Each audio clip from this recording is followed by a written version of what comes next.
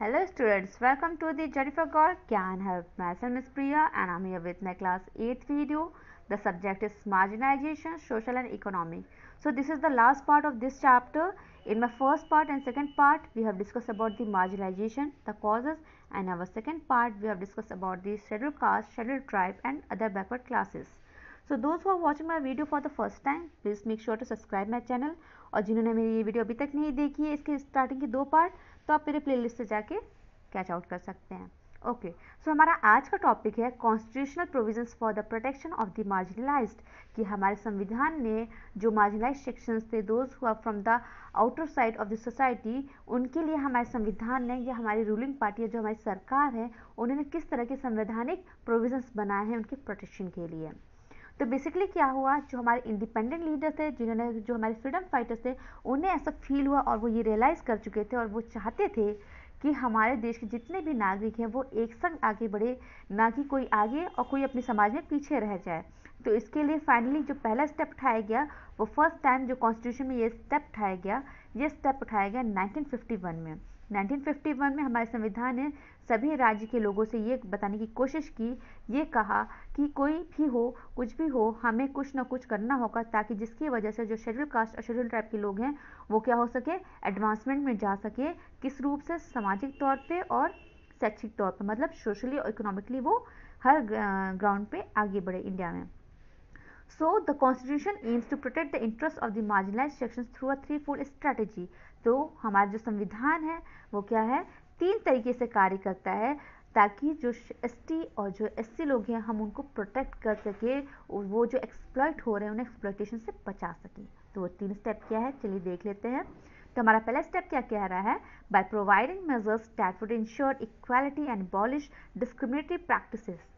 पहला स्टेप क्या करता है हमारा संविधान, ये कहता है कि हमें ऐसे नियम और कानून लागू करने, ऐसे मेजर्स लेने हैं जो इंश्योर करे, जो हमें कंफर्म करे कि इक्वालिटी हमारी अपरमोस्ट रिक्वायरमेंट है और जिसकी वजह से क्या है, किसको हटा दिया जाए, जो हम भेदभाव करते हैं किसी को अनटचेबिलिटी की बेसिस पे या फिर लेक ऑफ एजुकेशन या फिर उनके कास्ट के हिसाब से हम जो डिस्क्रिमिनेट करते हैं, ये प्रैक्टिसेस जड़ से ख़त्म की जाए. सेकेंड स्ट्रैटेजी क्या है, by acts of positive discrimination. और क्या कहा जा रहा है यहाँ पे, जो सबसे इंपॉर्टेंट चीज़ दिखाई गई, इवन आप देख सकते हैं कि पॉइंट में से हाईलाइट भी किया गया है, क्या लिखा है, पॉजिटिव डिस्क्रिमिनेशन. कि ये नहीं हम कह सकते कि अगर हमारा संविधान इन्हें रिजर्वेशन देता है तो वो डिस्क्रिमिनेशन है जनरल कैटेगरी के हिसाब से. No, nothing like that. ये क्या है, पॉजिटिव डिस्क्रिमिनेशन है, जो एक अच्छी चीज़ के लिए अगर हम भेदभाव करें तो ये एक अच्छी बात है जो हमारा संविधान कर रहा है. क्या कह रहा है, where preferential treatment is given to the marginalised sections. जो मार्जिनलाइज्ड सेक्शन जो हमारे समाज में बहुत पीछे रह गए हैं, उनको अगर हम प्रेफरेंशियल, मतलब अगर हम उन्हें कहीं प्रेफरेंस देते हैं, कहीं आगे रखते हैं, थोड़ा सा रिजर्वेशन दे देते हैं और इसकी वजह से अगर वो हमारे समाज में एक संग होकर चल सकते हैं, तो हमें ऐसा पॉजिटिव डिस्क्रिमिनेशन करना बनता है. और आई थिंक ये एक अच्छी बात है, जो ये बहुत इंपॉर्टेंट स्टेप और स्ट्रेटजी है जो हमारे संविधान ने मार्जिनलाइज्ड सेक्शन के लिए लिया है. Okay, the third point is by providing resources and benefits for the overall development of the marginalized sections. क्या है कि हर तरह का संसाधन और हर एक तरह की उपलब्धता हमें उन लोगों को देनी है, मार्जिनलाइज्ड सेक्शन लोगों को देनी, ताकि जिसकी वजह से उनका डेवलपमेंट हो सके. तो जो प्रोविजंस हैं वो प्रोविजंस क्या है, पहले है उन्होंने क्या कहा है, फंडामेंटल राइट्स दिए. उस फंडामेंटल राइट्स में हम कुछ 4 से 5 पॉइंट को डिस्कस करेंगे one by one. After that directive principle of state policy, जिन्होंने कहीं ना कहीं मार्जिनलाइज्ड सेक्शन के लिए ही वर्क किया. और जो उन्हें तीसरा प्रोविजन लाया गया वो है था रिजर्वेशन सिस्टम ला के उन्होंने क्या किया, उनकी जो स्टेटस है हमारी सोसाइटी में उसको और भी ज़्यादा इन्हांस्ड किया, स्ट्रेंथन किया. ओके, इसके बाद हम पढ़ेंगे अपना नेशनल कमीशन. तो चलिए देख लेते हैं fundamental rights. Fundamental rights basically क्या है, ये हमारे मौलिक अधिकार है, इन्हें हम हिंदी में कहते हैं मौलिक अधिकार, जो हमारा संविधान हमें देता है. जो क्यों देता है, ताकि जो हमारे जो हक है, हमारे जो अधिकार है वो सेफ रहे और कोई हमारे ऊपर हमें आगे से गलत ना कर सके. तो पहला फंडामेंटल राइट क्या है मार्जिनलाइज्ड कम्युनिटीज़ के लिए, पहला है राइट टू इक्वालिटी, मतलब सबको एक समान होने का अधिकार है, हम किसी को डिस्क्रिमिनेट नहीं कर सकते हैं.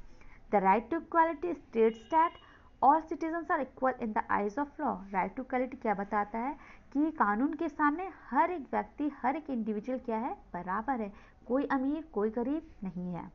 It prohibits the state from discriminating against any citizens on the grounds of religion, race, caste, sex or place of birth. कि हम किसी को भी भेदभाव नहीं कर सकते हैं उनके नागरिकता पे, ना उनके धर्म पे, जाति पे, कलर पे, उनके लिंग पे या फिर उनके जन्म स्थान के बेसिस हम उन्हें डिस्क्रिमिनेट नहीं कर सकते। हम ये नहीं कह सकते कि वो छत्तीसगढ़ के हैं या फिर वो मध्य प्रदेश के छिंदवाड़ा या फिर मंडला स्थित से हैं तो ये कहीं ना कहीं शेड्यूल ट्राइब में आते तो you are not going to talk to them, no, nothing like that. We have to treat everyone in a equal pace, okay. So, the Article 16 ensures equality of opportunity to citizens in matters relating to employment or appointment to any office under the state. तो हमारे संविधान का जो article 16 है वो क्या बताता है, वो इंश्योर करता है कि जो ऐसे लोग हैं मार्जिनलाइज्ड सेक्शन है उन्हें भी पूरा का पूरा अधिकार है कि वो किसी भी जगह पे जाके नौकरी कर सके या फिर वो रोजगार को ढूंढ सकते हैं और रोजगार कर सकते हैं। However, the state can make provisions for socially and educationally backward classes which are not adequately represented. So, the Article 17 forbids the practice of untouchability in any form. तो पहली चीज़ क्या कहा कि अगर हमें इक्वालिटी दिया गया है तो हमारे क्या कहते हैं कि राज्य के स्थान पे भी ये बता दिया गया है कि आर्टिकल 16 जो है वो उसके तहत क्या है कि हमें हर एक व्यक्ति को अधिकार है रोजगार का और काम करने का। और इसी के साथ ये भी बता दिया गया कि आर्टिकल 17 जो है हमारे संविधान का वो बताता है कि हम अनटचेबिलिटी का जो क्राइम है, क्रिमिनल ऑफेंस जिसे कहा जाता है, पनिशेबल ऑफेंस जिसे कहा जाता है, हम उसको आगे नहीं कर सकते। ये अब क्या हो गया कि हम किसी को छुआछूत की बेसिस पे या हम उसे टच नहीं कर सकते, इस बेसिस का डिस्क्रिमिनेशन हम नहीं कर सकते हैं। जब ये आर्टिकल हमारे संविधान में लागू कर दिया गया तो इसकी वजह से एम्प्लॉयमेंट होना बहुत आसान हो गया। ओके, इसके बाद हमारा क्या है, राइट अगेंस्ट एक्सप्लॉयटेशन। इससे अब हम देख लेते हैं राइट अगेंस्ट एक्सप्लॉयटेशन क्या है। Article 23 and 24 provide two provisions. हमारा आर्टिकल 23 और 24 दो तरह के प्रोविजन दिखाता है। वो क्या है, prohibition of forced labor and prohibition of employment of children below the age of 14 years in hazardous jobs such as those in factories and mines. हमारा आर्टिकल जो 23 और 24 है वो हमें दो तरह के प्रोविजंस देता है। पहला ये कि हम किसी को भी फोर्स नहीं कर सकते हैं मजदूरी के लिए, और खासकर उन बच्चों की जिनकी उम्र 14 साल से कम है, और उन्हें कहाँ पे नौकरी नहीं करने देना है, कहाँ पे मजदूरी नहीं करने देना है हमें, जैसे कि फैक्ट्रीज और माइंस जहाँ पे उनकी जान को खतरा हो सकता है। हैजार्डस मतलब जहाँ पे उनकी जान को खतरा हो। तो 14 साल तक के कम से बच्चे जो होते हैं, 14 साल से जो कम बच्चे होते हैं, उन्हें हम रोजगार पे या मजदूरी पे नहीं रख सकते हैं। किस फंडामेंटल राइट के अधीन, right against exploitation. Okay, after that जो हमारा थर्ड है वो है कल्चरल एंड एजुकेशनल राइट। मतलब क्या है, these rights aim to preserve India's rich cultural heritage. They allow every citizen to preserve his or her own language and script. They also direct the state to grant financial aids to institutions promoting a distinct language, script or culture to protect and develop it. क्या कह रहा है कि हमारा जो fundamental right है, जो हमारा मौलिक अधिकार है, वो हमें एक और राइट देता है। वो ये है कि हम जिस भी भाषा में चाहे या जिस भी लिपि में चाहे अपनी बातों को कह सकते हैं और उनकी पढ़ाई कर सकते हैं।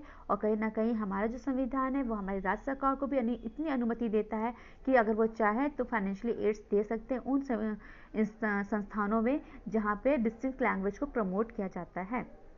ओके, इसके बाद हमारा थर्ड फंडामेंटल राइट जो हमें बताया जा रहा है, फोर्थ फंडामेंटल राइट जो हमें बताया जा रहा है वो है राइट टू कॉन्स्टिट्यूशनल रेमेडीज।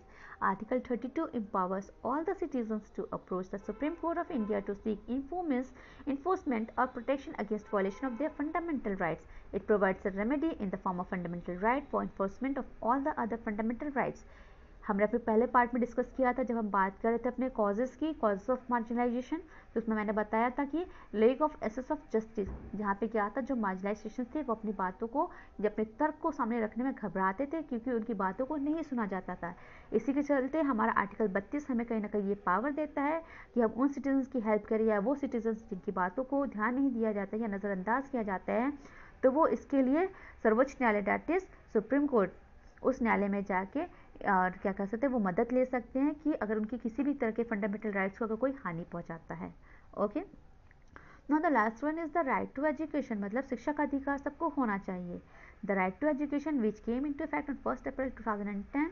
बच्चों अगर आप चाहें तो आप इस लाइन को अंडर मार्क कर सकते हैं क्योंकि ये बहुत इंपॉर्टेंट है। कई बार आपके एग्जाम्स में ये क्वेश्चन आते भी हैं, पुटअप किए जाते हैं कि राइट टू एजुकेशन जो है, शिक्षा का अधिकार जो है, ये कब लॉन्च किया गया था या कब आया, तो वो 1 अप्रैल 2010 में आया। It states that every child who has attained the age of 6 shall have the right to admitted to a neighborhood school and receive free and compulsory education till he or she is 14 years of age। तो आपने देखा होगा कि आपके घरों के आसपास या फिर आपके एरिया में प्राइमरी स्कूल का आपने नाम सुना होगा। ये इन्हीं स्कूल्स की बात की जा रही है कि जो बच्चे या जो माँ बाप फाइनेंशियल तौर पे, आर्थिक तौर पे जो मजबूत नहीं होते हैं, तो उनके लिए हमारी जो सरकार है, केंद्र सरकार प्लस हमारी राज्य सरकार, दोनों काफ़ी कदम उठाते हैं। इसी के तहत प्राइमरी स्कूल बनाए गए हैं, जिसमें ये लागू किया गया है कि जो बच्चों की उम्र 6 साल से लेकर 14 साल तक के बीच की उम्र होती है, उन्हें अधिकार है, उन्हें ये फंडामेंटल राइट दिया गया है कि वो फ्री ऑफ कॉस्ट और कंपलसरी एजुकेशन अवेल कर सकते हैं। ओके, अपने नज़दीकी प्राइमरी स्कूल्स में जाके। इसके बाद आता है हमारा directive principle of the state policy. Directive principle of state policy क्या बताता है कि हर केंद्र सरकार और राज्य सरकार में एक गाइडलाइन जारी की जाती है इंडिया के अंदर कि वो जब नियम बनाए या फिर कोई योजनाएं बनाए तो इन सब चीज़ों को दिमाग में रखते हुए बनाए। So this directive aims to provide social justice by treating all the people in the society equally.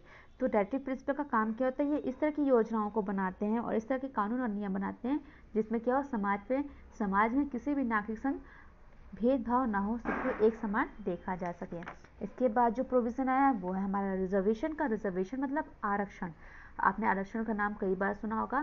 क्या होता है कि ये आरक्षण दिया जाता है, क्या है, reservations are special provision for the marginalised sections. आरक्षण जो है वो मार्जिनाइज्ड सेक्शन के लिए सबसे स्पेशल प्रोविजन कहा गया है। क्यों कहा गया है? To ensure political participation of the marginalized section, seats have been reserved for them in the central and state legislature and also in local government bodies। तो क्या होता है, रिजर्वेशन के आरक्षण के तहत क्या होता है कि चाहे वो पॉलिटिकल पार्टिसिपेशन होता है ना, राजनीतिक पार्टिसिपेशन जो होता है, उसमें में भी जो मार्जिनाइज्ड सेक्शन के लोग हैं वो हिस्सेदारी कर सके। इसलिए हमारी केंद्र सरकार और जो राज्य सरकार है और जो गवर्नमेंटल बॉडीज़ हैं, अदर लोकल गवर्नमेंटल बॉडीज़ हैं, उन्हें यह अधिकार दिया जाता है कि वो आरक्षण कर सकें। In government services job, some percentage of the jobs are reserved for the scheduled caste, scheduled tribe and OBC। और कहीं ना कहीं जो हमारी सरकारी नौकरियां होती हैं उसमें भी आरक्षण दिया जाता है। किनके लिए? शेड्यूल्ड ट्राइब, शेड्यूल्ड कास्ट और OBC। Okay, now our next and the last topic is national commission. National commission क्या है? नेशनल कमीशन जो है वो आर्टिकल 338 और 338 ए के अंतर्गत आता है, जिसमें हमारे दो स्टैट्यूटरी कमीशन लागू किए गए हैं। पहला है national commission for scheduled caste and the national commission for scheduled tribe. दो तरह के स्टैट्यूटरी कमीशन किए गए। आप यहाँ पे देख सकते हैं कि हमारे संविधान ने कौन सा आर्टिकल के तहत, आर्टिकल 338 एंड आर्टिकल 338 ए के अंतर्गत कहा है दो नेशनल कमीशन लाए हैं, एक शेड्यूल्ड कास्ट के लिए, एक शेड्यूल्ड ट्राइब के लिए। तो हम देख लेते हैं कौन कौन से एक्ट आए हैं। Acts and commission for the protection of marginalised classes. जो पहला एक्ट आया है वो है scheduled caste and scheduled tribe prevention of atrocities act 1989। Second है आपका bonded labour system abolition. Bonded labour system क्या होता है? जिन्हें क्या कहते हैं, बंधुआ मजदूर जो होते थे, उस मजदूरी को हटाने के लिए, अबॉलिशन के लिए, इरेडिकेट करने के लिए एक्ट आया। कब आया? 1976 में आया। जो हमारा तीसरा एक्ट पास किया गया वो है the child labour prohibition and regulation act 1986। इस एक्ट के तहत क्या होता है, जितने भी जगह पे बाल मजदूरी की जाती है, अगर कोई बच्चे से अगर वो बाल मजदूरी कराते हैं, कोई भी वेंडर, कोई भी दुकानदार, तो इस एक्ट के तहत उन्हें सजा भी मिलती है। जो हमारा लास्ट एक्ट है वो है national commission for the scheduled caste and scheduled tribe. एक नेशनल कमीशन लाई गई है किनके लिए? जो शेड्यूल्ड कास्ट SC हैं और ST हैं। इसी संग हमारा ये चैप्टर फाइनली कंप्लीट होता है। एंड आई होप कि आपको ये वीडियो पसंद आया होगा, चैप्टर भी अच्छे से समझ में आएगा। And still if you guys are facing any type of problem, please comment में in the comment box. Take care, stay safe and thanks for watching my video.